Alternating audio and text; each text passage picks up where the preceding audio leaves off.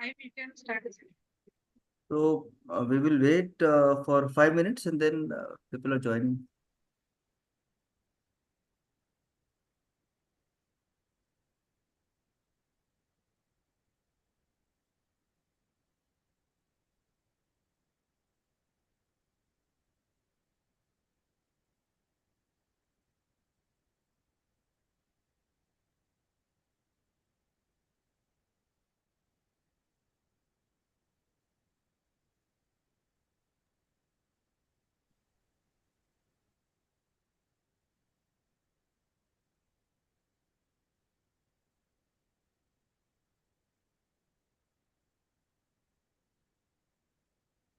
If we start, Vishnu, but then already 55, 60 people.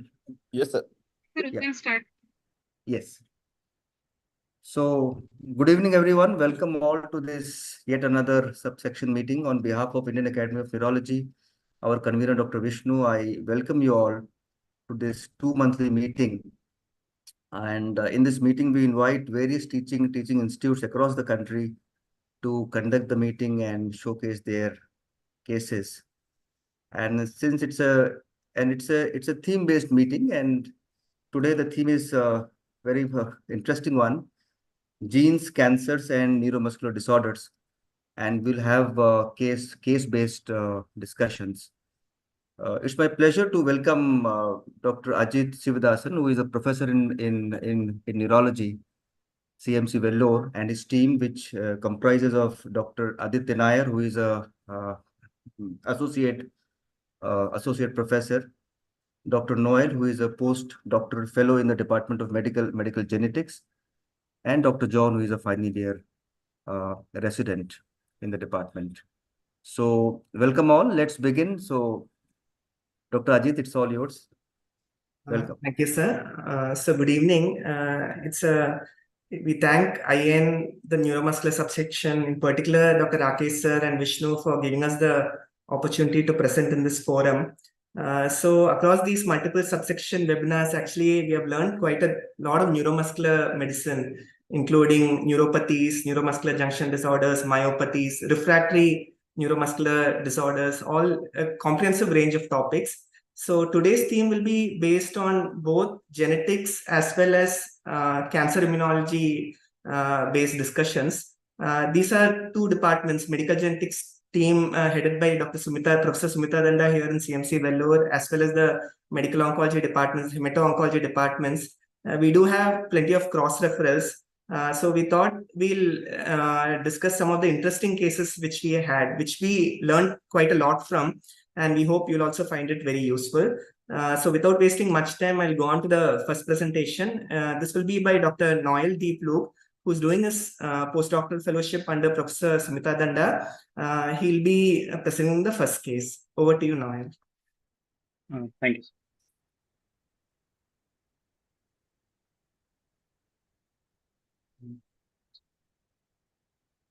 So I hope my slides are visible. Good evening to all the esteemed attendees. My name is Noel. I'm from Department of Medical Genetics, and the title of my presentation is A Heart Mimic Not to be Missed. So our proband is an 18-year-old male who came from Bangladesh. He's an engineering student, and he presented to the neuromuscular clinic with the following chief complaints. He had generalized muscle pain, stiffness, and restriction of movement at multiple joints, onset of which was at 14 years of age. And he also had intermittent painful swellings, which came initially in the neck, back, and later on were also present in the shoulders and chest. This also had onset at around 14 years of age. So, as mentioned before, around 14 years of age, insidiously, these episodic painful soft tissue swellings started appearing, first appear in the neck, and these would resolve over a period of few weeks, and would eventually there'll be few other swellings which would come in other regions, specifically the back and areas of the chest, etc. So after these swellings would resolve, these regions were left affected by progressively worsening stiffness. And along with this, over the last 2-3 years, he had significant stiffening of the back with restriction of movement of both the shoulders, right elbow, and left elbow. Our patient or proband didn't have any associated fever, rash, or any cutaneous involvement. There was no morning stiffness, peripheral joint pain. There was no history of oral ulcers, any hair loss, photosensitivity, and there were no papules, macules involved in these areas which were affected. And there was no history of any developmental delay, growth retardation during childhood. And there is no neurological deficits which were told to us, and there was no associated proximal weakness that he experienced. He also said that he had some pain relief when he took some oral analgesics. Our proband is born to non-consanguineous parents, and he happens to have a twin brother who has similar symptoms and similar progression of disease on him. And there are no other family members who are affected with this ailment. So on examination, his head-to-toe examination was remarkable for limited jaw opening. There was significant neck stiffness, which allowed very minimal extension and flexion, which was possible. His both right and left shoulders were affected. His right elbow had a fixed flexion deformity. There was significant uh, difficulty in mobility in the lower spine as well as in the hips. And he had this specific dysmorphism when we noted these dysplastic first toes bilaterally present, which both in him and his brother with hallux valgus deformity. So I'll show some pictures. The proband is seen on the left side and his brother is on the right side. So as you can see, the proband has this stiffened posture. He had previously given history that there had been a surgical biopsy procedure that had been done on his right shoulder, and he had significant restriction of movement in both shoulders, specifically the right side, and fixed flexion deformity of his right elbow. We also see that both proband and his brothers have noticeable stiffened postures, a very straightened spine, and this specific feature of short dysplastic first toe with hallux valgus deformity present on both bilaterally in both the brothers. There was lumbar scoliosis noted mainly in the proband, and another finding that we noted was there were these hard palpable swellings that could be felt in his lower back in the areas of the axilla in both the proband and his brother. So the possibilities that were brought up initially, the thought process went towards a possible musculoskeletal disorder with some ectopic bone formation in certain regions would have these bony palpable swellings, and also having some very specific dysmorphic feature of affected first toes. And since both brothers, identical twins, are so affected, we thought of some possible syndromic diagnosis. The other direction that we went towards was a possibility of a spondyloarthropathy with early involvement of the neck and back, and less likely other neuromuscular differences that were thought of were a possibility of congenital muscular dystrophy, rigid spine, some form of myotonic disorder with muscle stiffness, disorders of muscle relaxation, something like a Schwartz-Jampel syndrome, which has both osteodystrophy as well as myotonia, a possibility of a stiff person syndrome, or certain myopathies with calcinosis. So I think that list of differentials is very important. So when this patient had actually come to the clinic, like we were looking at the neuromuscular bias, like we were thinking like the patient had mainly contractures, which was little progressing and had some deformities also. So the chondrodysplasia, myotonia, the Schwartz-Jampel syndrome, the rigid spine spectrum, all these were differentials which were considered. But as we started examining him more in detail, as well as started palpating the muscles, actually, as Noel will be discussing in the subsequent slides, actually, we were getting the feel that it's not a pure neuromuscular problem. It's probably a musculoskeletal mimic, which is often misdiagnosed. And there's plenty of literature coming up subsequently. Please continue, Noel. Yes. So, in summary, proband is an 18-year-old male who presented with these episodic painful soft tissue swellings involving the back, neck, and shoulders, with progressive stiffness, loss of mobility of the involved areas over this period of around 4 years. He had this specific dysmorphism in the form of small dysplastic first toe, and his twin brother is also affected. So all these features especially fit in the possible diagnosis of fibrodysplasia ossificans progressiva and other syndromic differentials that we thought of for progressive osseous heteroplasia, which is comes under the genus gene spectrum, and or a juvenile hyaline fibromatosis. Although these two mostly have a cutaneous and subcutaneous lesions that are more common. Uh, upon further investigation, in his bloods, we noticed that he had elevated CPK levels. However, his calcium levels, phosphate, parathyroid hormone levels, and alk phos were all normal. He had a very specific, there were very specific findings when the skeletal survey was done. So we noted that both the proband and his brother, I'll be showing the x-rays of the proband on the left side marked as A and the brother on the right side marked as B. So in the chest X-ray, as you can see, there are arrows pointing towards areas of significant heterotropic ossification that can be noted. And similar heterotropic ossification can also be seen in the areas of the lower back with associated lumbar scoliosis that is present in the proband. And in the neck, we can see there's a loss of normal cervical lordosis. There is bridging ossification of posterior elements that is causing this stiffened neck posturing. And along with that, we also see in his lower limb X-rays that there are osteochondromas involving the regions of the distal femur and proximal tibia in both the brothers. So based on the X-rays and the clinical findings, we had a very strong suspicion that this is fibrodysplasia ossificans progressiva, and this FOP, as it's called, this disease has a hotspot mutation. So we decided to go with a targeted Sanger sequencing. So this hotspot lies in exon 6. It's a missense mutation. It's a common pathogenic missense mutation present on codon 617 position. And we were able to find this heterozygous hotspot mutation in both the proband and his brother, as shown in the chromatograms that I have shown in the picture.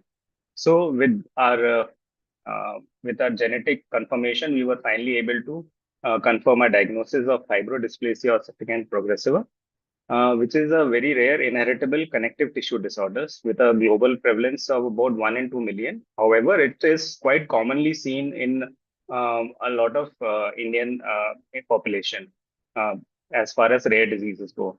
And almost 87% of these patients are misdiagnosed with some initially when they present as some form of spondyloarthropathy or a neuromuscular disorder. So it is basically caused by a gain of function mutation in the ACVR gene. And this gene codes for a protein product, which is the activin A receptor.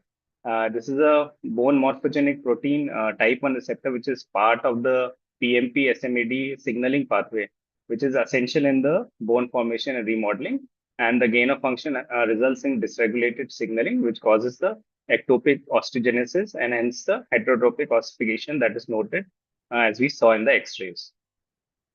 So FOP is inherited in an autosomal dominant manner, and it has 100% a complete penetrance. And most of these mutations are sporadic and de novo because of the associated low reproductive fitness. Advanced paternal and maternal age are considered risk factors.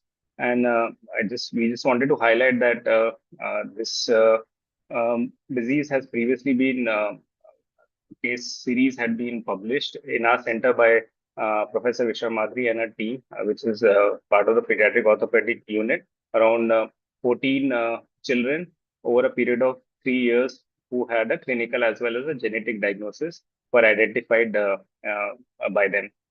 So there is, this disease is known to have some degree of variable expressivity, even seen in identical twin pairs also.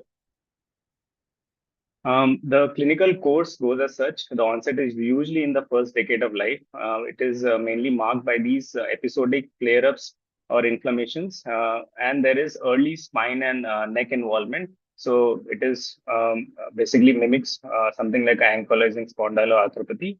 By second year, by second decade, the patients are usually wheelchair bound, and there's a significant morbidity associated with this condition in the form of hearing loss, jaw ankylosis, severe spine abnormalities, fractures, immune stones, without compression syndromes. And usually by the fourth decade, the lifespan is quite short. By fourth decade, usually they succumb due to restrictive pulmonary disease.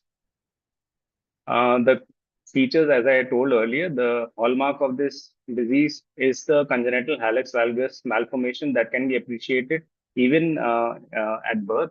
And 100% of these patients who have this congenital hallux valgus malformation will have this pathogenic hotspot mutation, and it is marked by heterotropic ossification. Another finding that can be appreciated very early on, even in infancy, are these scalp nodules if present for these patients. The most useful modality, as noted earlier, is normal X-rays or radiographs will be very can easily pick up the characteristic spine and toe involvement. However, other sensitive techniques can be used for more imaging. And the idea basically is to avoid muscle biopsies and trauma at all costs, because there's inflammatory-based recruitment of this of the gain of function dysregulation. So any local trauma IM injectables will cause severe inflammation and will increase the chances of having ossification in soft tissue and muscles. Treatment options: there are no effective long-term therapy which is available in general.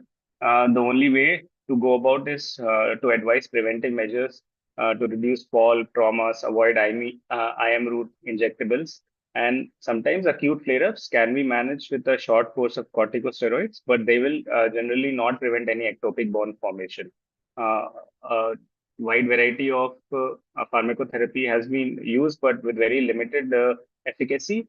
And surgical resection, when tried, leads to very explosive new ectopic bone formation and should always be avoided in this patient.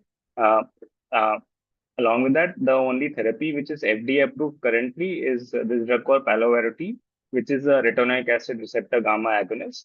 Basically, down-regulates the BMP SMAD pathway and reduces heterotropic ossification. So, our takeaway points from this case that we wanted to highlight is: one, FOP is a clinical mimic of disorders with muscle stiffness and limited axial movements. Muscle palpation can be very useful when we can find the characteristic bony feel, which will give a clue to the diagnosis. Invasive testing has to be avoided at all costs, and we have to approach the patient with more radiological assessment and good clinical assessment. The congenital toe malformation, thumb malformations, episodic soft tissue swellings are important clinical clues. And we have a known mutational hotspot, so you can do a targeted sequencing for FOP as a first-line genetic testing. And finally, there are newer therapies which are emerging because we have a hotspot mutation, so it might be amenable to gene editing therapy. And currently, there in 2024, the newest publication that has come about is regarding this mesenchymal stem cell-derived neutralizing receptor body, which is showing effect in mouse models. This was published recently. So I'd just like to acknowledge my HOD, Professor Sumita Nanda, who guided throughout the course of the diagnosis of these two patients as well as counseling for them, our medical genetics department, Dr. Rekha, and the neuromuscular team, which was involved with the patient care. Yeah, and stop here. Thank you. So thank you, Noel. So it was an interesting case. It was actually a mimic for a neuromuscular disease. Rakesh sir, any comments? Yeah, excellent. We have seen this, what is called as myositis ossificans post trauma. I had a patient of GBS, who had extensive myositis ossificans. Yes, sir. So I was just trying to correlate. I mean, it's a very interesting case, Yes, sir. Yeah, Vishnu, anything? Yes, sir, it's a good case to start off with. Usually would have mimic. A mimic is always a better than an actual case, right? So I mean, someone is showing that 87% would have been missed. I mean, I'm sure we all would have missed at some point of time. At some, if it is that common also. That's one thing. Initially, when the first saw the case, I was thinking is it a very laminopathy or something which is coming with a contracture and or emery-Griffiths or something. No, that's something that, or a Bethlehem or something. That's what comes to our first ever mind as a neuromuscular team. We are all biased by our own expertise, and that's the first thing that comes to us when a contracture comes to us. Very interesting case. So when the set of siblings came to the clinic, that's what we were also thinking, and he was actually referred from the rheumatologist telling this doesn't look like angst-pons, is it like some other thing? So, but the key was apart from the dysmorphism, we look for myotonia, which is not there, but just palpating the muscle, which gave the stony feel, and multiple diffuse muscles. Just in contrast to the other myositis ossificans spectrum, here the ossification this doesn't arise from the periosteum. It occurs within the body of the muscle. That's because of the fibroblasts. So that's why it's much more dense and much more severe. It's not localized. So we thought it's a useful case to discuss. We learned quite a lot from this actually. And the nice name, Stone Man, right? We have heard of Stent Man. We have multiple stent all over the body. That's a very common situation nowadays. So it's a Stone Man. Yeah, we'll move on to the second case. For the second case, thank you, Noel. For the second case, I'd like to invite Dr. John Davis, who's our final year resident here. He'll be again presenting so go ahead, John. Thank you, sir. Share my screen.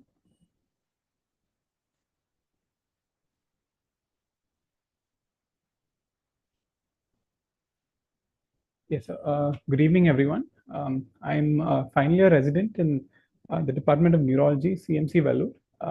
The title of my presentation is All in a Gene. The proband was a 37-year-old man who had come to our neuromuscular clinic. He presented with complaints of numbness of his feet, with slipping of footwear without his knowledge for 5 years. He also reported some walking difficulty which worsened in the dark. There was no history of any pain or paresthesias in the lower limbs. He also told us that his older brother, who had some similar sensory complaints and walking difficulty, had progressed so much that he had currently become restricted to a wheelchair. There was also some history in his older brother that he had undergone some cervical spine surgery elsewhere, but had no improvement in his symptoms. On examination, the cranial nerve examination for this gentleman was fairly normal. We noted some small wasting of the small muscles of the foot. The rest of the motor examination was normal. He also had a reduced pain and touch in the lower limbs below the knees, and vibration and joint position sense were absent at the toes and mildly impaired at the ankles. The Romberg sign was positive. His lower limb reflexes were absent. And I'll be showing a video shortly of the tandem walk, which was impaired. There were no other cerebellar signs. So this is the video of this gentleman. The first video that I'll be playing is this man walking. He's actually walking cautiously, and he's looking down on the floor while walking.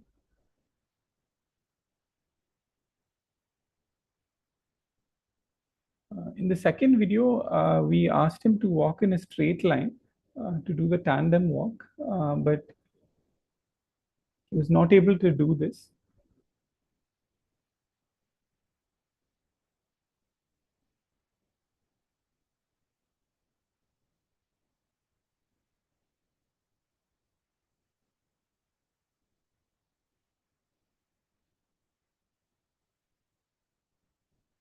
Yep. In summary, this was a gentleman who had presented with a distal sensory neuropathy with sensory ataxia, which was large fiber predominant.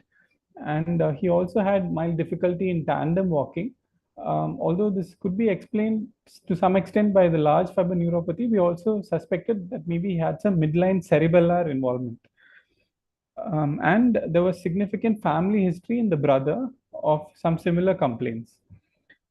Based on this, we thought of a system-specific disease, predominantly neuropathy with some subtle evidence of CNS signs.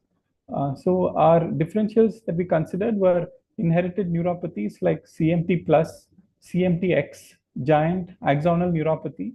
We also thought of ataxia with neuropathy, that's the mitochondrial cytopathy spectrum. And finally, we thought of autosomal recessive inherited ataxias like Friedreich's ataxia, autosomal recessive spinocerebellar ataxia with neuropathy, autosomal recessive ataxia with vitamin E deficiency, RSACS, Refsum's disease, and the other two, that is late onset Tay-Sachs disease and CTX, we thought were less likely.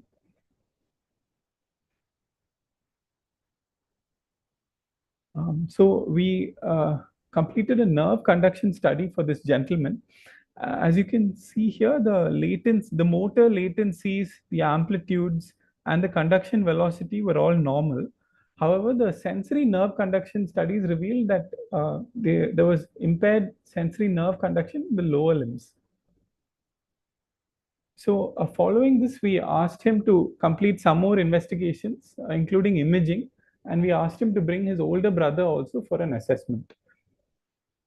So subsequently, when his older brother came, we could get some more details.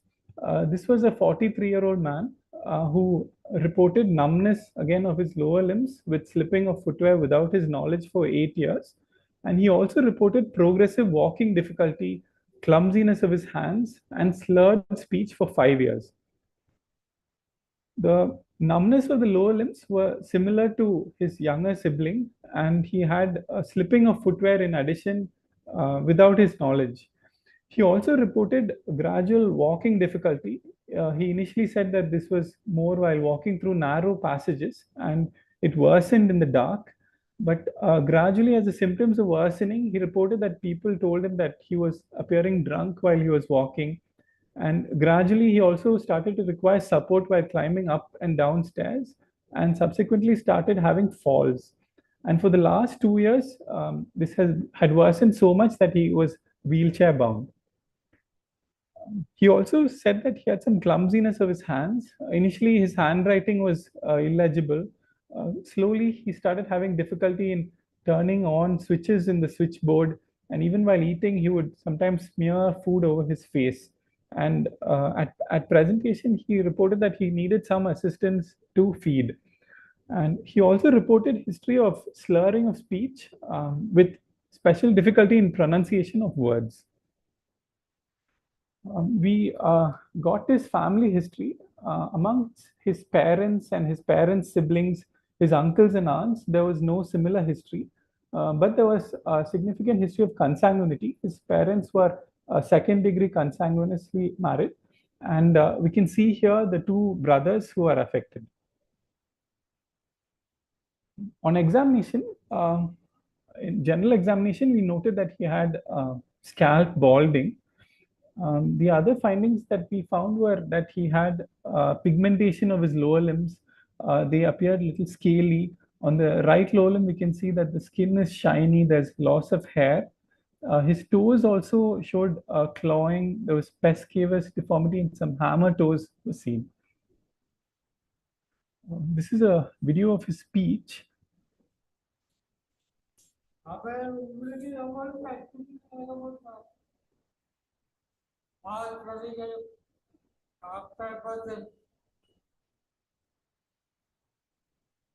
The speech was ataxic. It appeared staccato in pattern. These are his eye movements. On horizontal eye movements, we can see that there is some restriction. The vertical eye movements, again, there's more significant restriction of his downward gaze as compared to the upward gaze. But the horizontal movements were more severely restricted.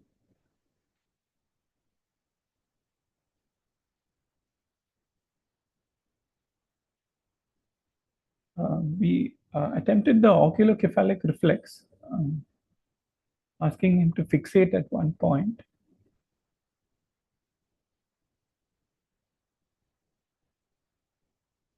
On vertical movements and on horizontal movements,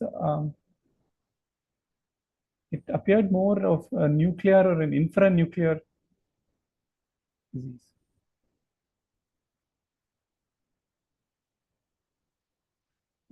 The rest of the cranial nerve examination was normal, and motor examination, his lower limb distal muscles were, the tone was slightly reduced, and he had a weakness of his distal lower limb muscles.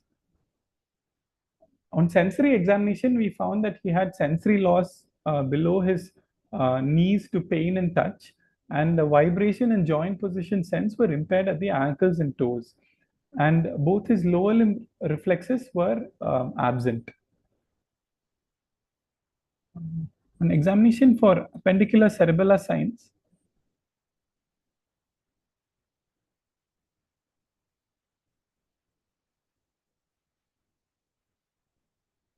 In this video, we can see the finger, nose, finger test. There is impairment. He's having dysmetria.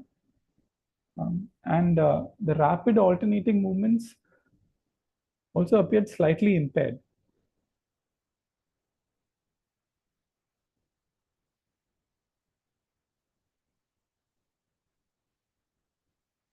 So in summary, we have two siblings who had presented with a large fiber neuropathy and sensory ataxia. And the elder brother also had dysarthria and appendicular cerebellar signs and is currently wheelchair dependent. So based on this, we were able to narrow it down further. We considered an ataxic neuropathy spectrum, that's mitochondrial cytopathies, versus an autosomal recessive ataxia. And we had asked the younger sibling who had presented to us first to complete some imaging and come. So we were able to review his images. These are the younger brother's images. They show that in the first image, we can see hyperintensities in both the thalami. In the second image, you can see that, again, there are hyperintensities noted in the cerebellum and in the MCPs. And the last image here, we can see mild atrophy of the cerebellum. While they were being treated here, we also got the elder brother to complete an MRI scan. And we found that he also had mild thalamic hyperintensities, but they were less obvious as compared to the younger brother. And even there were hyperintensities that were noted in the olivary region.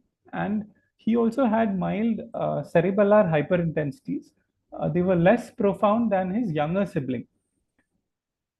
And we also noted that the older brother had more atrophy of the cerebellum. So compared to the younger brother, the older brother had less marked hyperintensities in these regions, and there was more atrophy, the scan. So we went ahead and got a genetic test for him, for the younger brother, which showed a pathogenic variant, which was a homozygous mutation involving the POLG gene. This particular mutation is typically described in the Sandow phenotype, which presents with sensory ataxic neuropathy, dysarthria, and ophthalmoparesis. So briefly, just to discuss about POLG-related neurological disorders. So POLG is a nuclear gene which is important for mitochondrial function. It has a catalytic subunit, a spacer-linked domain, and some accessory units. The clinical spectrum of POLG-related disease is quite varied, depending on whether the patients have depletion or multiple deletions. They present differently. Patients with depletion, they present with far more severe disease and present much earlier. And patients who have multiple deletions, they have milder disease and they tend to present later into life. And this is where we see the spectrum of Miraz, Sandow, and progressive external ophthalmoplegia, etc. The typical commonly seen adult or adolescent POLG-related disorders are those associated with deletions. And here we see the ataxia neuropathy spectrum, the mitochondrial recessive ataxia syndromes, and the Sandow phenotype or sensory ataxic neuropathy, dysarthria, and ophthalmoplegia. Some patients also may present with myoclonic epilepsy, myopathy, sensory ataxia, and other patients present with progressive external ophthalmoplegia. and there tends to be a lot of overlap. We also reviewed the literature to see whether these imaging findings are described in pathology. So although it is not commonly reported, there are reports. There's one study that was published in the Journal of Neuroradiology where they found some patients having olivary hyperintensities, MCP hyperintensities, and thalamic hyperintensities, very similar to what our patient had. Before the era of genetics, we also did a lot of muscle biopsies to confirm the diagnosis. And here, this is one such patient from our institute who the muscle biopsy showed absence of COX activity.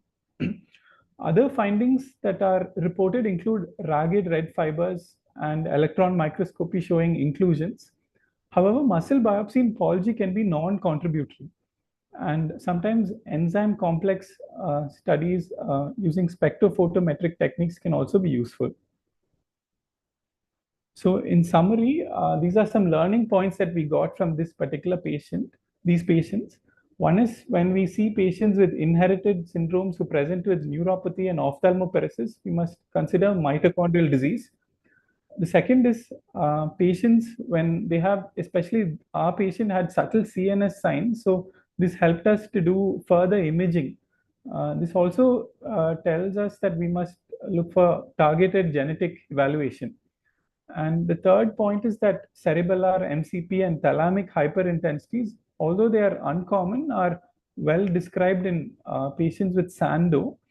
And like we saw in our patient, the younger gentleman had more significant hyperintensities, whereas the older gentleman had more atrophy, suggesting that this could be part of disease evolution as well. And finally, the pathology spectrum is quite heterogeneous, the phenotypic presentation, and this can include Miraz, Sandow as part of the spectrum. Thank you.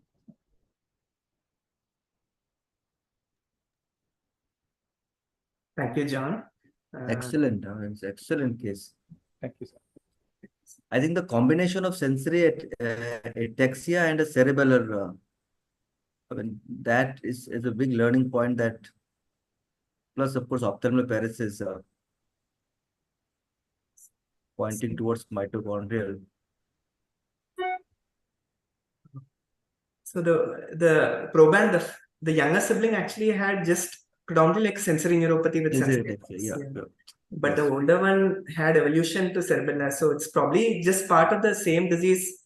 It's not a variable phenotype. It's probably part of disease evolution.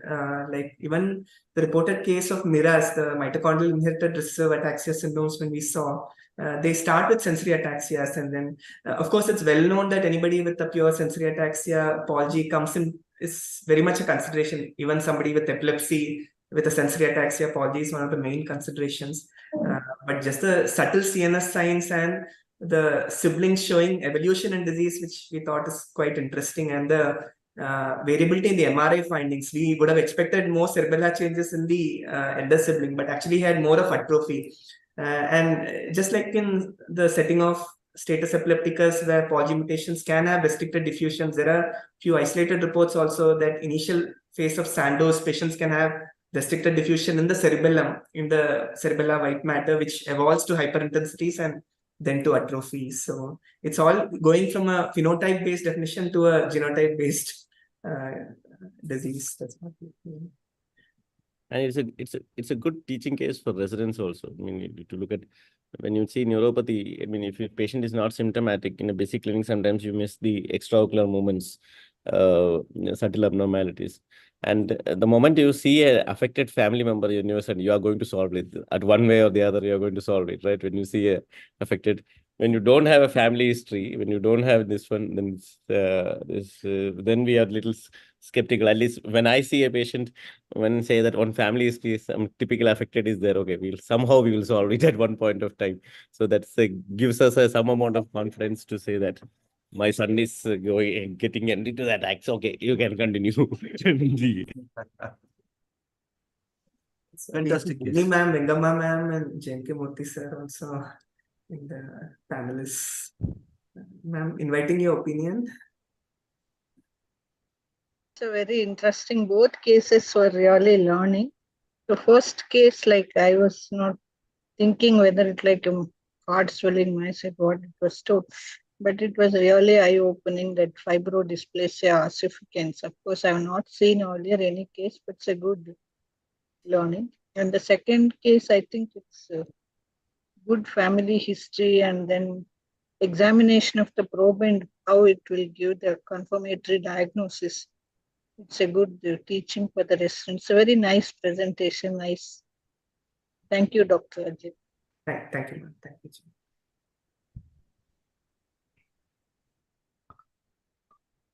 So should we move to the third case? Yes. Ajit. Yes.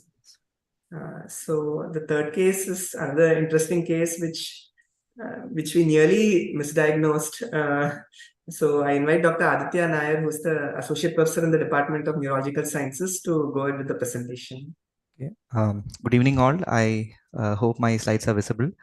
So I'll be presenting the clinical details of a 19-year-old lady who's a college student from Jharkhand.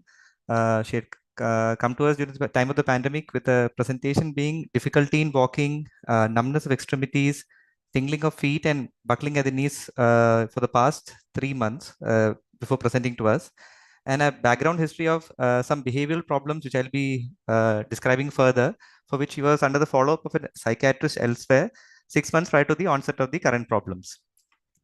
So the background to the story is that she's recently completed her 12th and she's joined college, and she's been staying in hostel for the past few months.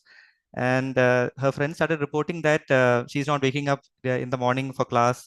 They found that it's very extremely difficult to arouse her from sleep, to such an extent that they had to sometimes pour water on her. But they noticed that by afternoon, by evening, said she used to get better and could attend the classes. And by evening, she was almost fully well, and she even used to hit the gym. Naturally, following the difficulty in getting up in the morning, her grades started having a problem. Her attendance was an issue. They also noticed, the friends also reported that there were some behavioral problems like irritability, stubbornness, which are all attributed to the recent change in stay from home. Subsequently, a month later, they noticed that she had 2 episodes of involuntary movements, jerky movements of the upper and lower limbs while she was in the hostel. And this was suspected to be seizures. The patient herself had amnesia for the event. And she was started on, after consulting a local neurologist, started on phenytoin, and a brain imaging reportedly was normal. Following which, there was some stabilization in those symptoms. So her parents had brought her back home, considering all these problems, and she had a psychiatric counseling done, and they had diagnosed her to have a dissociative disorder with hypomania, and they had subsequently started her on imipramine and dothapine. So this is nearly 4 months into illness, and around the 5th month, they noticed that after the medications were started, that she was extremely drowsy, which was attributed to the medication dosages that she was taking, and the family had stopped it. And subsequently, this is nearly 6 months into the onset of illness, 3 months before presentation to us, they noticed that she started developing tingling and paresthesias in her limbs. This was subacute and gradually progressive. They noticed she initially complained of paresthesias in her legs, especially in the soles, and subsequently in the hands. It had progressed from the soles up to the ankle. She noticed that she had some difficulty in wearing footwear and also slipping without knowledge, and then noticed buckling at the knees while she was weight bearing. Family also reported that a month or a month and a half into illness, that there was thinning of limbs. She did not report any ocular or bulbar symptoms or hearing loss.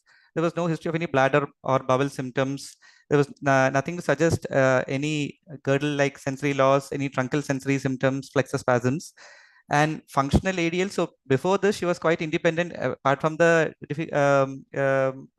drowsiness and all, she was quite okay. She was managing her ADLs. But after the onset of these problems, they found her progressive difficulty in walking, and by the time she had reached us, required almost 2 people support to walk. Systemic history: there was no significant fever, headache, weight loss, no recent food fads. There was no clear native drug intake that we were able to elicit. No significant polyarthralgia, dryness of mouth or eyes, ulcers or skin lesions that we were able to get. And there was no history of any hyperphagia or any menstrual irregularities. There are no prior history of similar problems in the family or in her past history, and her antenatal and developmental history till then were normal. Cardinal findings on examination, despite such a degree of behavioral problems and psychiatric symptoms, bedside higher mental function tests were normal. Her fundus examination was normal. Her extraocular movements were normal. Cardinal findings that we were able to find at the time of examination to us was she had significant flaccid weakness in her lower limbs with significant wasting and even pes cavus. She had absent reflexes in her ankle and knee. Sensory examination revealed that she had impaired vibration, which was absent symmetrically up to the ankles. Pain and touch was impaired till the soles of the feet. She had at least grade 3 power at knee extensors and dorsiflexors of the knee, and she was able to get up from sitting posture with mild support. There were no other features of nerve thickening or skeletal markers apart from the pes cavus. She required 2 people's support to walk, had foot drop while we were examining her. So this is the video when she had initially presented to us. As you can see, there is significant imbalance. The mother is supporting her from the back, and postgraduate is also holding her. We are asking her to lift her limbs, and you can see that there is significant imbalance as she's wearing towards the back, and there is a foot drop. Can also appreciate the intrinsic foot weakness and pes cavus. So she is able to flex her knee, and she is able to weight bear. There was no significant buckling that we could notice in this video, and she was able to dorsiflex her knee, though there was some weakness in her ankle and at the foot. So systems involved is a 19-year-old girl who has come to us with dominant symptoms being a lens-dependent axonal sensory more than motor neuropathy with pes cavus, indicating some chronicity in symptoms with some acute worsening on a background of smoldering neuropsychiatric symptoms. So considering the history of her recent travel from home and change, we considered nutritional, toxic, and autoimmune features to be higher on the cards, and other differentials were considered lower. So among the autoimmune differentials, lupus and Sjogren were considered high on the cards. Among the nutritional, considering her travel from home, nutritional deficiencies like B12, thiamine, pellagra, heavy metal intoxication, anti-epileptic toxicities. Rare metabolic disorders like mitochondrial porphyria, we have already seen some cases now. Adolescent or late onset presentations of some thiamine metabolism disorders were considered in the differential, which were rarer. Paraneoplastic was not considered very likely, considering that she did not have any significant weight loss or fever or systemic symptoms. So her initial evaluations, her routine blood counts, renal function, liver function tests, sugars, electrolytes, including sodium, potassium, calcium, were all normal. Her thyroid TSH was also normal. Serologies for the autoimmune workup for lupus, Sjogren, autoimmune encephalitis panel, considering her behavioral symptoms and her additional somnolence, we had considered autoimmune encephalitis also the differential, that is also normal. Systemic screenings were negative by chest X-ray and ultrasound abdomen. Metabolic workup for porphyria on 3 different days, urine porphobilinogen, blood lactates. Other metabolic workup was also negative, and her CSF analysis was unremarkable. Interrectal EEG was also normal. So her nerve conduction test revealed significant axonopathy, as it is evident in the motor and sensory. A significant distal axonopathy in her lower limbs and in her and sensory abnormalities also in her lower limbs and upper limbs, with EMG showing significant denervations, indicating an ongoing process. She was not really cooperating for motor unit analysis. Considering that we had kept differentials of because she had CNS involvement, we had also completed the brain imaging. So the infratentorial and supratentorial structures were quite normal. Midline structures, including pituitary, the cerebellum, were normal. The SWI sequence did not show any calcification. Diffusion sequences were also normal. So at this juncture, we've had a lady who has come to us with a subacute neuropathy, around 6 to 7 months of neuropsychiatric symptoms, and 2 episodes of seizures. She was progressing when she had come to us. And so we felt that nutritional and autoimmune etiologies were considered more likely, though we didn't have any diagnostic confirmation. And hence, after discussion with the family, we had started her on high-dose vitamins and a steroid trial. And she was asked to follow up after 6 weeks. On follow-up, we noticed that, or that is around a month and a half, we noticed that she had significant improvement in her sleep, in her behavior. However, there was no improvement or maybe even a worsening in her neuropathic symptoms. And this led to admission for further evaluation. So at this juncture, I thought I will take the opinion from the esteemed panel and maybe the audience if they have any other thoughts on the case on how we should proceed further. Sir?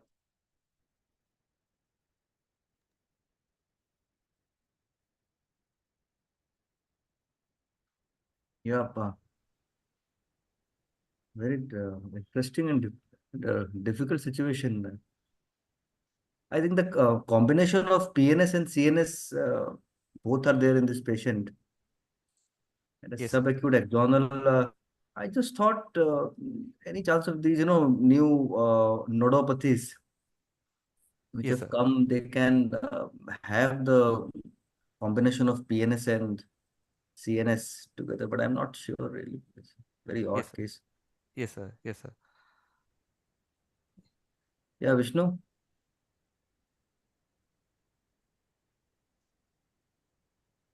I think Vishnu is.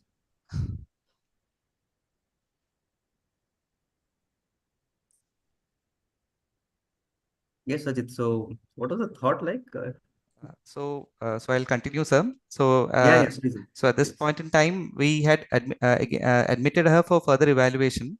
So while in the hospital during morning rounds, that postgraduate noted that she was found to be sleeping and was not responding to call, and she was sweating. Her vitals at that time was normal. Yeah, She is was, your screen visible as the presentation? Slides are visible, sir? Is it visible, sir? No, The slides? slides are not visible. Okay. Yeah, I think you have to share screen again. I think. Okay. Just 1 minute.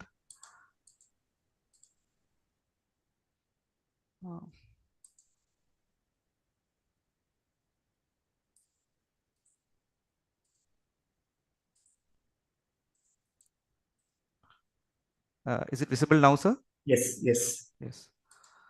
Okay. So, after admission, we noticed that she had an episode of somnolence and during morning rounds, and that she was not awake, and we could not arouse her also. We found that she had normal vitals at that time. Her pupils were normal, and other brainstem reflexes were normal. Considering the sweating and the encephalopathy, the postgraduate had done a GRBS, and we found that she had significant hypoglycemia. At this point in time, we had looked at her prior sugars at admission. Sugars at admission was around 60. Her HbA1c during the first admission 6 weeks back was 4.5. There was a significant improvement in her sensorium after glucose administration. And this satisfied the Whipple's triad where the patient had a symptom suggestive of neuroglycopenia, GRBS being low, and an immediate improvement in sensorium following dextrose infusion. So at this point, we had involved endocrinology and we wanted to understand the etiology for the hypoglycemia. So they had asked us to keep her on continuous glucose monitoring, and she continued to have spontaneous hypoglycemic episodes. So during the next episode of hypoglycemia, critical samples were sent. So previously, her renal and liver function tests were normal, so we were not considering any chronic diseases which were contributing to hypoglycemia. So when for the next episode of hypoglycemia, when the sugars were 34, concurrent insulin assays were found to be very high, and C-peptide was also found to be elevated, with other hormones being normal. There was no metabolic acidosis in the arterial blood gas, and her urine ketone was negative. So her syndrome was of a hyperinsulinemic hypoglycemia, which had presented to us with sleep, neuropsychiatric symptoms, and the neuropathy, which was the atypical point. So to understand why she was having endogenous hyperinsulinism, we wanted to look at the pancreas, and we picked up a arterially enhancing lesion in the body of the pancreas, which you can see in the arterial phase is enhancing. In the venous phase, it is not well clear. So this led us to a diagnosis of an insulinoma. So subsequent course in the hospital was again guided by the Department of Endocrinology and Endocrine Surgery. So we had to optimize the glycemic status before taking her up for surgery. She was started on frequent feeds, oral cornstarch, diazoxide, and subsequently taken up for a laparotomy and a distal pancreatectomy. On table, 2 nodules were found, which were excised, and that came out as a functional neuroendocrine tumor. Following the removal of tumor, there was significant improvement of her sleep, seizures, and behavioral problems, which led us to tapering off the anti-epileptic drugs. However, during the post-op period, we noticed that her gait imbalance, the foot drop, and the paresthesia continued. Considering her young presentation, other of the insulinoma, endocrine had also advised completion of MEN1 for parathyroid and pituitary involvement, which was also normal biochemically. They didn't have finances for a genetic testing. And at the last follow-up, 9 months following follow-up, she was at that time walking with 1% support after the surgery. Gradually, she improved. Her sensory symptoms had completely recovered. Her gait ataxia had improved, and she was able to walk with ankle-foot orthotics. So what I'd like to highlight in my presentation is that neuroglycopenic symptoms are a great mimicker, and we often see seizures coming to us, refractory movement disorders. There are literature of paroxysmal choreodystonic movements, athetosis, periodic limb movement disorders. Stroke mimic as a hypoglycemia. Both hyper and hypoglycemia can present with unilateral deficits. As a sleep disorder, as in this case where it was mimicking as excessive somnolence. Because of the episodic symptoms, during those times they can behave erratically, which can trigger a visit to the psychiatric clinic, and even sometimes to us neuromuscular disorders as neuropathy also bringing them to us. So we have found in large cohorts that the time taken to diagnose such cases were up to 12 years in certain cases.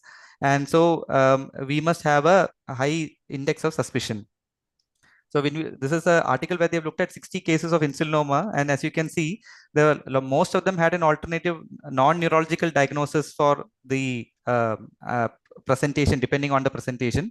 And as you can see, the neuroglycopic symptoms can be very bizarre and non-localizing, like blurring of vision, dysarthria, somnolence, diplopia, which we sometimes find it difficult to localize, especially with normal imaging.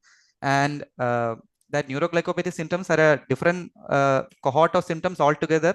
We are more commonly familiar with the sympathoadrenergic symptoms like palpitation, diaphoresis, tremulousness, food-seeking behavior, but those kind of symptoms may not be present in all cases. For example, in this case, which if present would have helped us in making a diagnosis earlier. So in this diagram, I'm just trying to emphasize this is in millimoles per liter. So if you multiply it by 18, you'll get it in milligrams per deciliter. Normally, your insulin secretion should come down when the when the glucose level comes less than 90. So here, even at the GRBS of 16, she's having an increase in insulin secretion. So indicating that there is an endogenous hyperinsulinism. So we have a rare diagnosis and even a rarer complication. So because we have ruled out other causes, we are attributing the neuropathy to the insulinoma. And when we looked at literature as of 2005, I mean less than around 2005 to 2010, only 50 cases have been described. And in most of the studies, there's a mixture of autopsy and living patients where the neuropathy has been syndromically described as symmetrical distal and a mixture of sensory and motor, but most of the reports indicate that it's a motor predominant neuropathy and that it's upper limb dominant in certain cases. Now, the pathogenesis of peripheral nerve damage is not clear because unlike the central nervous system where it is predominantly depending on the glucose for primary energy and ketones in case if the glucose is not available, the CNS, the peripheral nerve system involvement is much more later, not immediate as the CNS. There have been EEG studies on patients where once the glucose becomes less than 20, the EEG becomes isoelectric and all that. Peripheral nerve damages generally comes later. Animal studies which have been done in these patients have noticed that you can have structural abnormalities in the endoneurium, and there are some vascular damage also to the central fascicular fibers. Autopsy studies have also shown significant involvement of the large myelinated axons and the ventral horns with relative sparing of the dorsal root ganglion and the sensory nerves. But there is a bias because only severe cases who have died have only undergone autopsy. The milder cases would have been missed. Most of the cases reporting hypoglycemic neuropathy indicate that it is mild to moderate hypoglycemia which produce a neuropathy. Sudden severe hypoglycemia is actually present with CNS changes, but they are more metabolic and functional and hence reversible. So we were looking at the biases in our case, which had led us to a misdiagnosis and how the way we had treated her was not on the right path. So when we looked at our case, we found that it was a neuroglycopenic symptoms which were predominant in her, and that is why we were not able to get any significant sweating or something at that point in time. Though retrospectively, when we asked the questions, because of the bias, we were able to get that history. There was a significant neuropathy with pes cavus, which also we were not considering to be a common presentation of these kind of cases. There was this improvement that we are noticing with phenytoin and steroids. I will be coming to that later. And that borderline sugars which were missed, the initial CSF analysis showed a GRBS of 58. We should have chased it at that time and not left it at that time.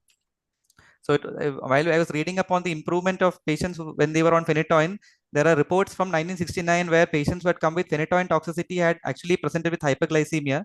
And this led to certain articles in 1979 to 1980s where in metastatic melanoma or surgically unresectable melanomas were actually treated with phenytoin, though currently we are not practicing it because the doses required is around 800 to 900 mg, which is generally not tolerated well by our patients.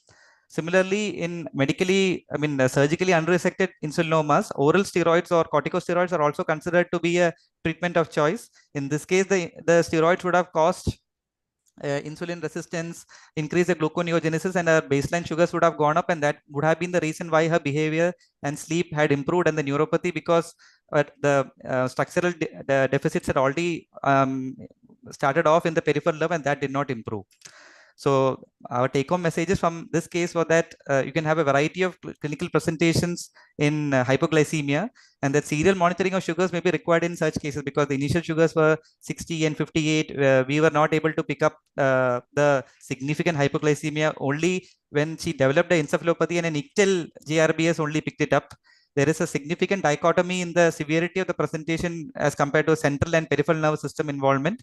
Central nervous system presenting, because it's picked up earlier, we are able to pick up the and reverse it earlier, while peripheral nervous system involvements generally may not fully reverse. And of course, early diagnosis is paramount to prevent sequelae. Thank you. Thank you, Aditya. Any comments, sir? Fantastic case. There are a few questions for Aditya in the chat box, in the question answer. Yes, Aditya, can you answer the questions in the chat box regarding any native medicine intake, vitamin B12 level? Can you elaborate on the sleep complaints? Yes, sir. So we didn't get any history of any native medication intake. In fact, her screening of the heavy metals were also negative. Her vitamin B12 levels were checked and it was normal. Her sleep complaints, when we looked at it retrospectively, was that she had, as I suggested, early morning persistent somnolescence, inability to get up from sleep. When we retrospectively looked at it, the mother also had complained that she had some sweating during the episodes at night. Some of the episodes when they were saying that she was irritable and stubborn, they noticed that she could have been staring off, and that could have been some subtle complex facial seizures or hyperglycemia. So those were the predominant sleep complaints. We didn't get any REM sleep like behavior disorder, and all those kind of complaints were not available. We didn't there was no propensity to sleep early. There was no narcolepsy like complaints. It was just like during the after the late night, early morning hours, she just continued to sleep and was having significant difficulty in waking up. HMSN variants with NCS involvement, need to rule out hypothalamic. Yes, I think we have a structural imaging. We didn't find any major problems with that. What is the cause of the foot drop? So we were considering that the chronic hypoglycemia had caused sensory motor axonal neuropathy, and that was the cause of the foot drop, which was confirmed by the electrophysiology and the needle EMG. Yes, so that is the insulinoma similar to the, yes, so in type 1 diabetes, in fact, after certain patients of insulinoma producing neuropathy, one of the article which I have quoted as a reference, they have in type 1 diabetic patients, actually, when they looked at the long-term history of these patients, 10% of them in their treatment duration have hypoglycemia. And so hypoglycemia has also been considered to be a cause of the neuropathy in these kind of type 1 diabetic patients. The treatment-induced neuritis presentation in the type 2 diabetes that we are familiar with is more sensory dominant, a lot of small fiber presentation, a lot of autonomic. That was not the kind of presentation that we had in this kind of patient. Ajit sir can add if there's any other points. In previous attacks of altered sensorium, how she improved, we are not sure whether we didn't get any clear history of correlation between the symptoms of how she improved, whether some snack was given at that time, but there were never any clear history that that she was seeking food, or the parents noticed that when they gave her something sweet and she immediately improved. They were not able to, they never noticed it. In fact, when we first time when we gave her the sugars were found to be low and we gave her the dextrose, they were saying this is what we've been seeing for the past 8 months. So they were surprised that we were very much worried about the low sugars when we picked it up the first time. Thank you. Thank you, Aditya.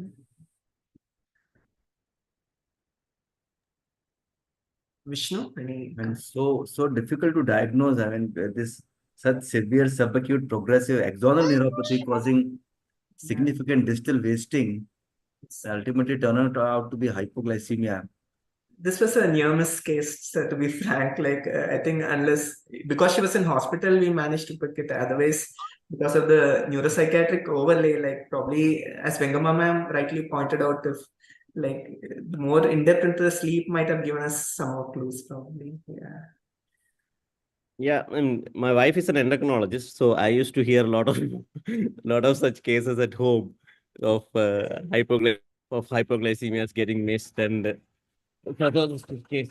And we have now my son is in a very cranky mood. So my only question was the pest cavus that the patient had. So hypoglycemic neuropathies causing that much of neuropathies. I mean that was an odd point. Whether we are missing a double trouble there or something else patient has got to coexist in any other neuropathy there. That was your yes, so that is a question that we also had when we looked at the literature among the men one, because when you look at the insuloma, we are looking at the genetic possibilities there also. So in the men one, they do not have much skeletal markers. It's actually the men two which has much of skeletal markers. Maybe your wife might know more than me about this, but when we looked at the literature, we didn't really find any significant pes cavus that was reported. We are not sure whether she's been having any hypoglycemic symptoms before this and whether there was some subclinical neuropathy going on. All we know is that the neuropathy has not progressed and that she has actually improved from there. So that is also another point, maybe saying that it is a non-progressive disorder. If they had progressed, she had come with 2 people support in walking, and subsequently that had improved to walking by herself with orthotics. So we feel confident with the hypoglycemia being the primary cause. Maybe Ajit sir can add to any other additional. Probably the chronicity, Vishnu. It has been much more chronic. That's what I feel.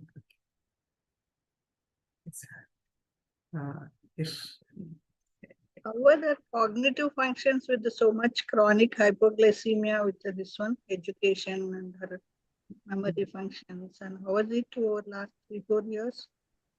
Yes, ma'am. So she had completed her 12th and she has actually joined for a computer science course in Siliguri, actually. So she was quite a studious student. The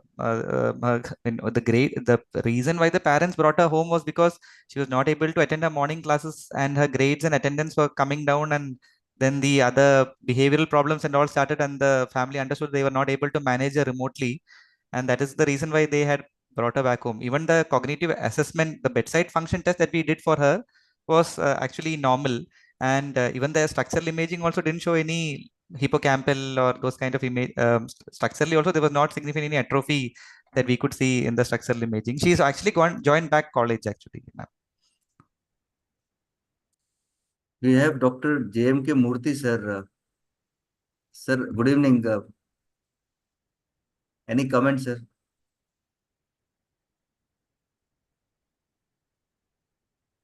Yeah. I think sir is not joined as of now. I think we can move on to the last session. I have seen a case of insulinoma. Yes, sir. Yes. With pure motor neuron. It is more in the upper limbs. Yes, sir. Yes. Yes. Shall I proceed to the last presentation, sir? Yes, yes. Okay. I'll be sharing screen.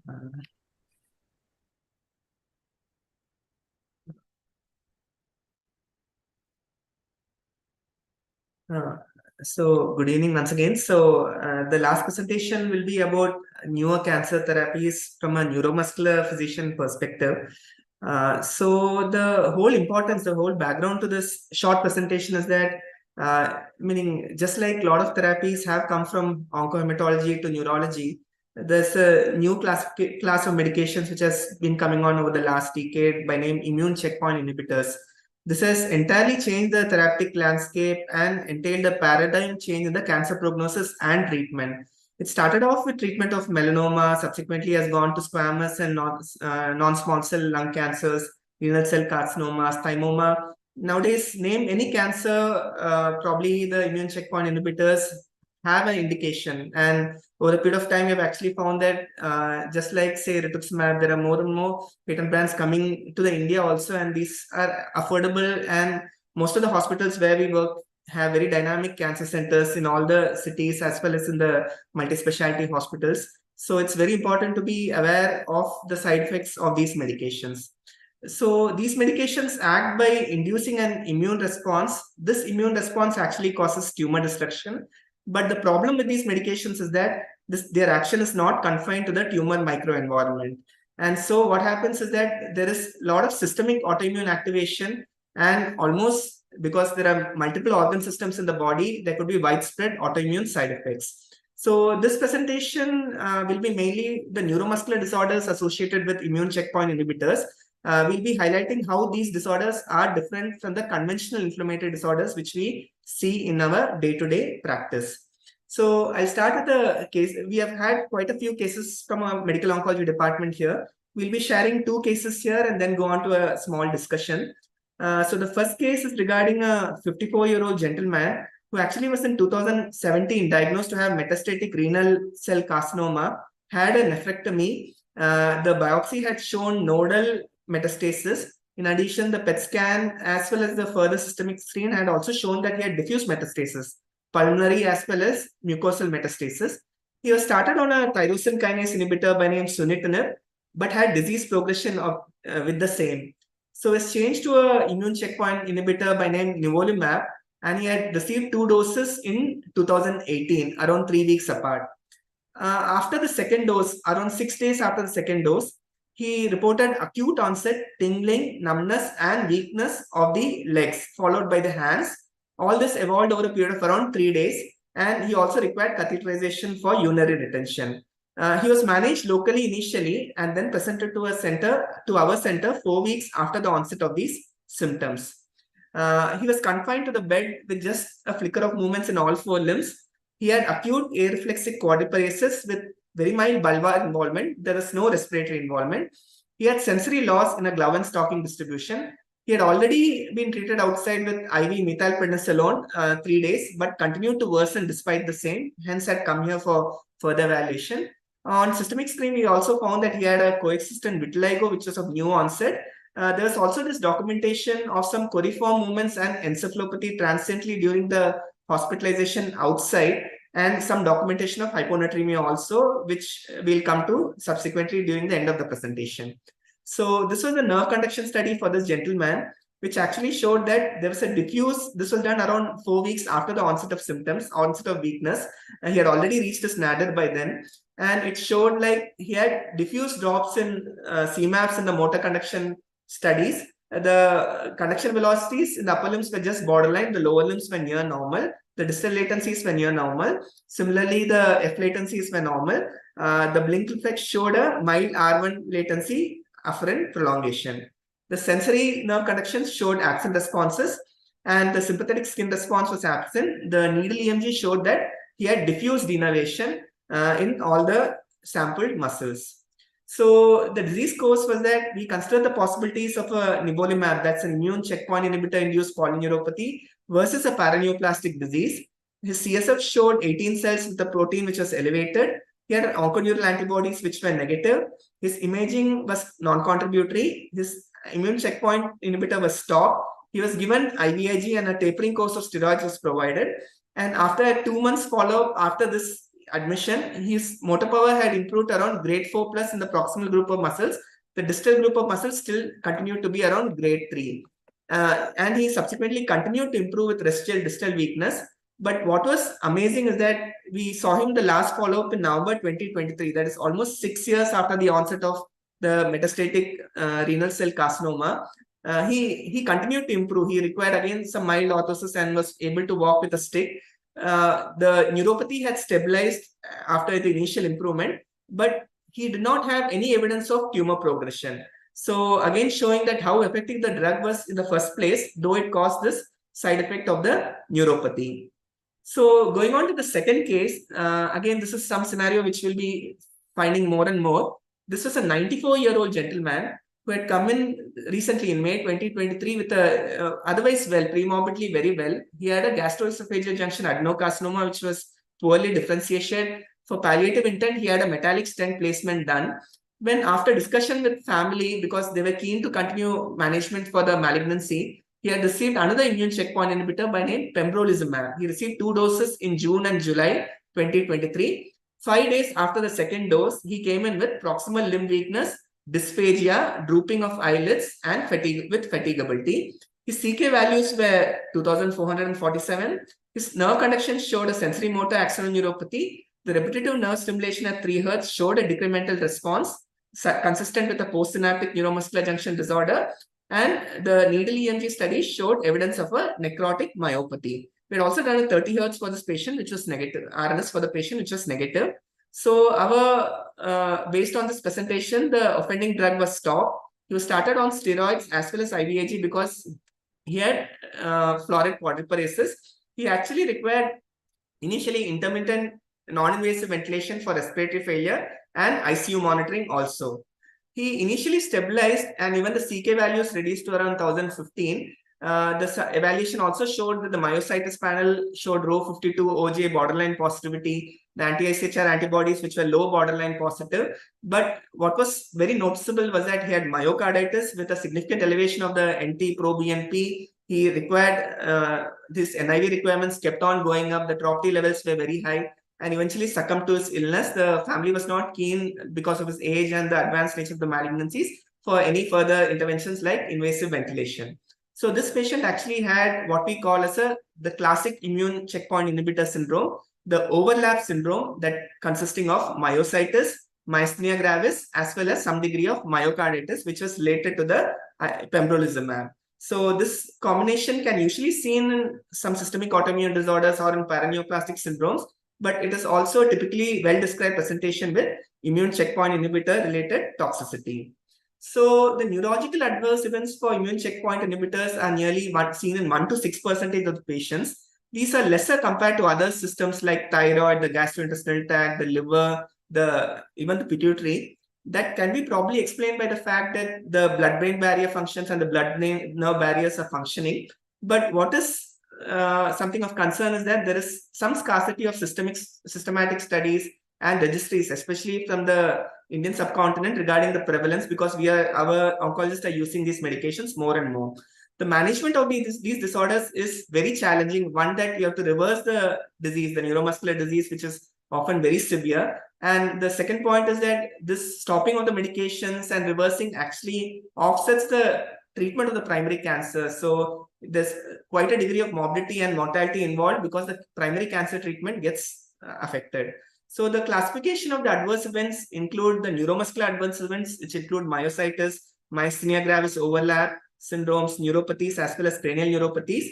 Even CNS side effects are seen, like patients mimicking autoimmune encephalitis, like a meningoencephalitic kind of presentation, patients with transverse myelitis, patients with strokes mimicking due to CNS vasculitis, with CNS demyelinating events. Or what can also be seen is that patients could have a baseline primary autoimmune disorder like a myasthenia gravis or multiple sclerosis or a paraneoplastic neurological syndrome, which can also worsen in the context of immune checkpoint inhibitor therapy.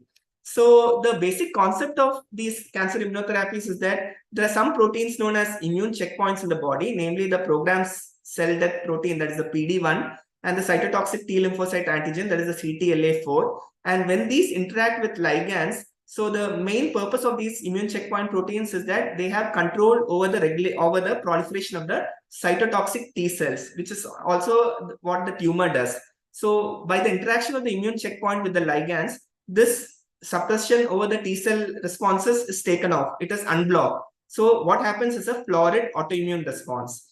So it has, like, again, multimodal mechanisms by which these adverse events in the neurological system can occur. One is because of what we just mentioned, the cytotoxic and the effector T cells get grossly activated. The second thing is that the T regulatory cells, which are responsible for immune hemostasis, they also express these programmed ligands like PD-1 and CTLA-4. They're also blocked. So their immune hemostasis mechanism also gets altered.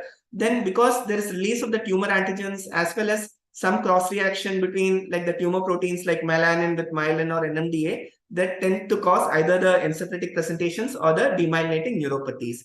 Of course, there could be some unmasking related to the paraneoplastic syndromes getting worsening also because they have autoimmune basis. And similarly, the host genomics also plays a major role in the pathophysiology of the neurological adverse events in patients with immune checkpoint inhibitors. So coming on to the syndrome specifically, like if you say myositis, so myositis is seen up to 3% of cases. It's the most frequent neuromuscular adverse events which can be seen with these therapies. So what is specific in immune checkpoint inhibitor induced myositis is that there could be involvement of the oculomotor muscles involving sometimes causing asymmetric ptosis. There could be bulbar involvement. There could be significant axial muscle involvement. There could be orbital muscle inflammation also, orbital myositis. Often the earliest symptoms are very subtle and these need to be picked up very early as grade 1 adverse events. These include myalgias with or without elevated creatine kinase. The typical phenotype is that of a proximal limb girdle weakness with a very abrupt to acute onset of symptoms. The median time of onset is nearly around 25 days within the initiation of therapy. And when you use dual therapies like a combination of a CTLA4 inhibitor, like the program PD1 inhibitor, blocking ligand, it can occur even with a shorter latency. And regarding the natural history, what is known as that ventilation may be needed in 10 to 20%, especially if the diagnosis is late. More than 50% tend to recover. These are based on the initial series, but the mortality rates are quite high, especially when there is concomitant myocarditis. So what can be seen with myositis is that there could be overlap with myasthenia gravis and myocarditis as we shown in our second patient. And there could be coexistent autoimmune involvement of the other organ systems, like there could be autoimmune hepatitis, autoimmune colitis, thyroiditis, nephritis, which can occur in nearly 50 to 60% of the patients. And it's a useful biomarker especially because these precede the neurological adverse events. The troponin I elevation is more specific for myocarditis than troponin T, but it's relatively less available. And what is also seen is that the myositis specific and myositis associated autoantibodies are rarely seen with these kind of immune checkpoint inhibitors related myopathies. But again, there's another question, like because these patients already have an underlying neoplasm, does a screening for pre-existing antibodies serve as a predictive biomarkers that these subset of patients will develop toxicity more? These things are still unknown. The muscle biopsies from these patients have shown mainly a T-cell mediated response. There is upregulated MHC class 1 expression. There is presence of necrotizing myositis and inflammatory infiltrates consisting of CD4, CD68, etc. So the second syndrome, which is commonly seen as myasthenia gravis, again, myasthenia gravis due to immune checkpoint inhibitors usually doesn't occur in isolation. There is concomitant myositis also. That's why in all these patients, even though they have the classical ocular or bulbar symptoms, it is always useful to phenotype them better by doing a creatine kinase, a needle EMG, a muscle MRI also if possible, and even a biopsy if needed. And these can also go on to involve the proximal limb, axial, and respiratory muscles. And of all the myasthenia gravis cohorts which have been described, as we all know, with recent advances in therapy, with better ICU care, even with myasthenic crisis, the mortality rate, the morbidity rate in my MG is very less.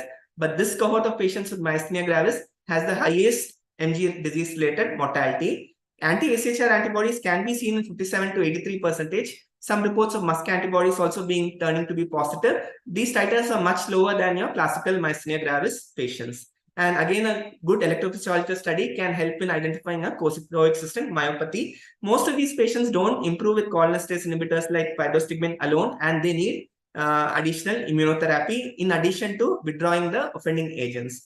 Another one question which is going to arise as we go on, especially for treatment of thymic tumors who sometimes do have either subclinical myasthenia or very mild myasthenia, could there be worsening of the latent MG or with use of immune checkpoint inhibitors, which again we don't know right now, but these questions are likely to arise in the future.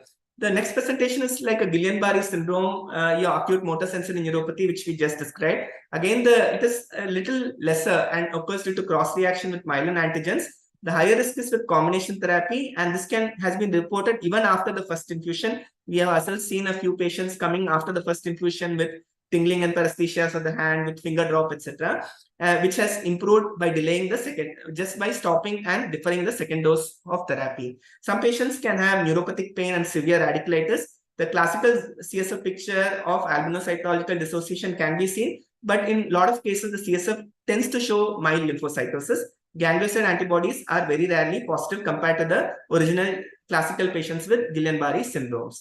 The other associated neuropathies are less frequent and less severe, include axonal neuropathies, CIDP-like presentations, or like patients already who have received a lot of conventional chemotherapies who have some degrees of axonal neuropathies, toxic neuropathies. But there are reports of lumbosacral plexopathies, brachial plexopathies, autonomic neuropathies, as well as vasculitic neuropathies, which have occurred in the context of ICI-associated use, immune checkpoint use. So briefly going on to management, so these are mainly by the European and American societies. Will be called for management of these disorders. They can be classified based on the adverse event grading of grade 1 to grade 4. So grade 1, the mild symptoms, we might have to consider withholding and monitor for any progression of symptoms. But whenever there is interference with some activities like your functional ADLs or your instrumental ADLs, that warrants withholding the ICI, the immune checkpoint inhibitors, and initiation of steroids also. And especially when the cases become grade 3 or grade 4, there is a case for not restarting the immune checkpoint inhibitor alone, permanently discontinuing it, as we saw it in the first case. And these patients might require very high doses of steroids compared to the conventional doses we usually use in neuromuscular disorder. Some challenges going forward and some other recent advances which are coming through, again, like need for plasma exchange and IVIG in these cases.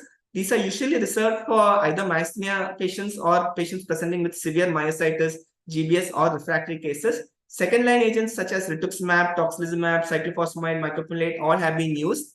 So as we mentioned, the immune checkpoint inhibitors can be reinitiated for minor toxicities. But what has also been seen that whenever like we initiate immunotherapy, that compromises the primary effectiveness of the immune checkpoint inhibitor also. But again, it's a benefit versus risk situation, which the clinician, the neurologist, the neuromuscular physician has to take in coordination with the treating oncologist. What has also been still unknown is that switching the immune checkpoint inhibitor therapy, does it lead to less toxicity? Because both of them act at different parts, like one acts on the lymph node, one acts on the peripheral bloodstream. So does it have any change in the adverse event profile? All these are still yet to be answered. And so finally concluding, like prognosis depends on the early recognition and withholding the offending agents, which is paramount to the better prognosis. And with better recognition of these syndromes, it has been found that the recent cohorts have shown that nearly 75 to 80% improve, and the improvement is seen as early as within 1 month. But what we can all work as a neuromuscular group and as a broader neurologist group is that because the adverse events are quite diverse, involving the neuromuscular as well as the central nervous system, that we can collect more data in collaboration with the oncology departments regarding the exact incidence of these symptoms. We can try to devise registries also, formulate registries also, which might help in better knowledge as well as management of these disorders.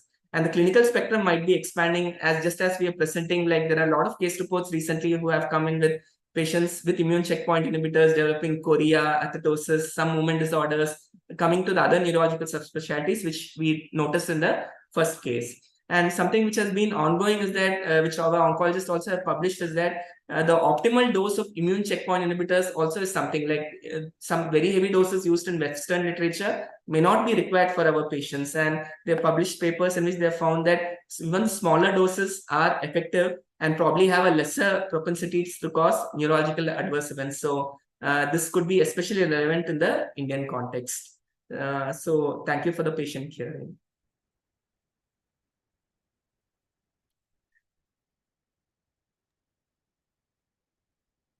Yeah, it was fantastic coverage, Dr. Ajit, and such an important topic. And we all know that immune checkpoint inhibitors have come up in a big way, and they're used left, right, and center.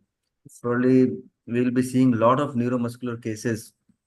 I just wanted to ask you, I had a similar patient on like actually pembrolizumab, and had those classical 3 M's.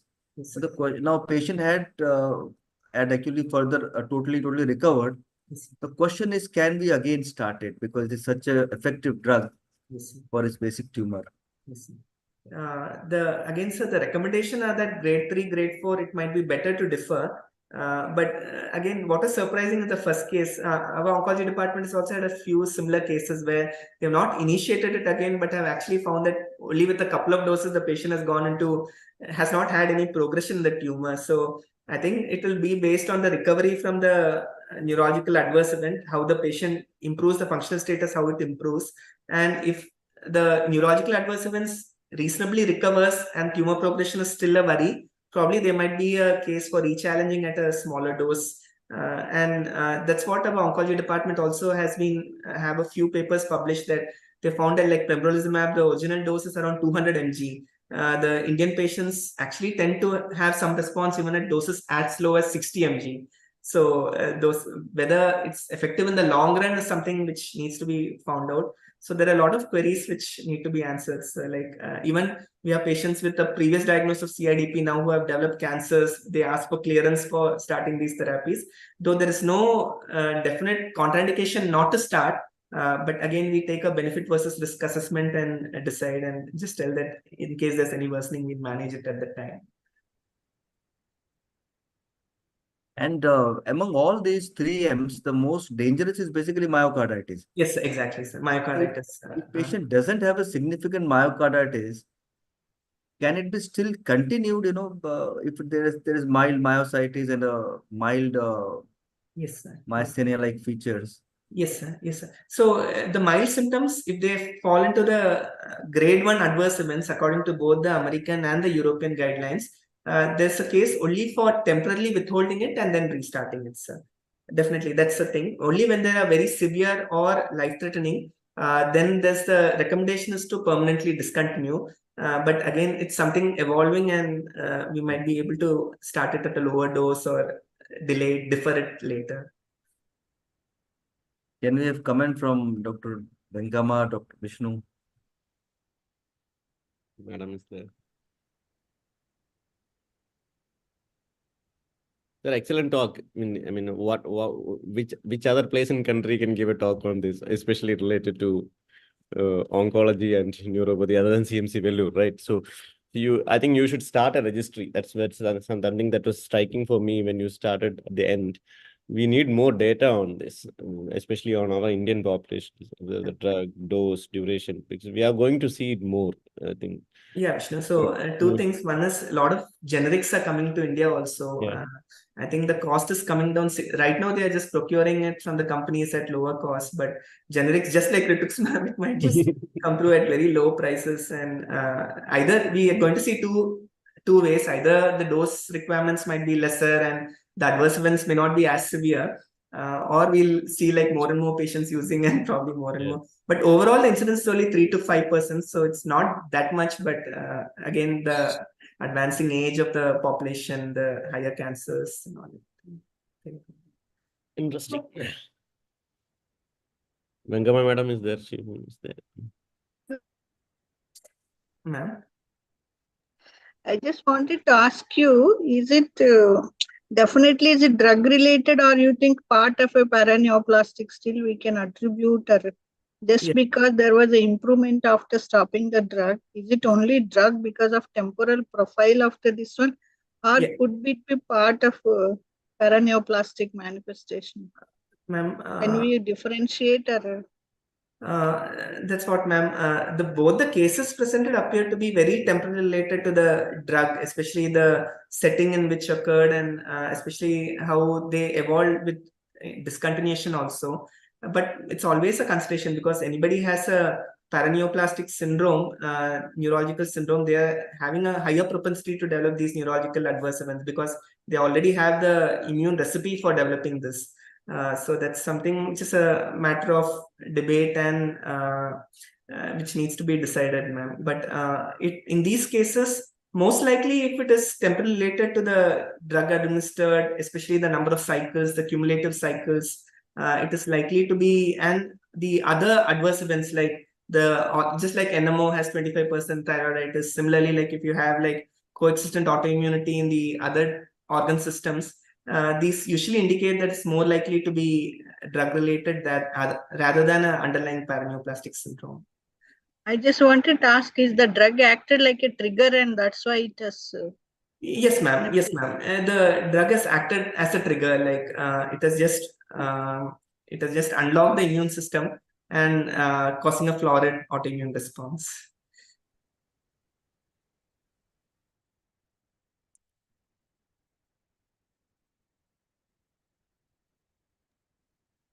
So nice, Ajit. Fantastic. It was a nice presentation, lot of input. We could gain a lot of this new literature. Thank you, Ajit. Thank you, ma'am. Thank you, ma'am. Dr. Murthy sir is there. Probably he's left now. Yes, sir.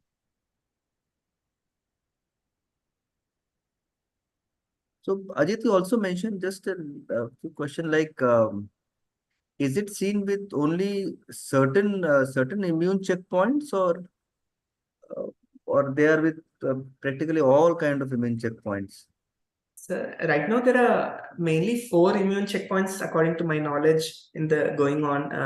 3 of them are this program that ligands, PD-1 ligands. One is the CTLA-4, ipilimumab, that's what they mentioned.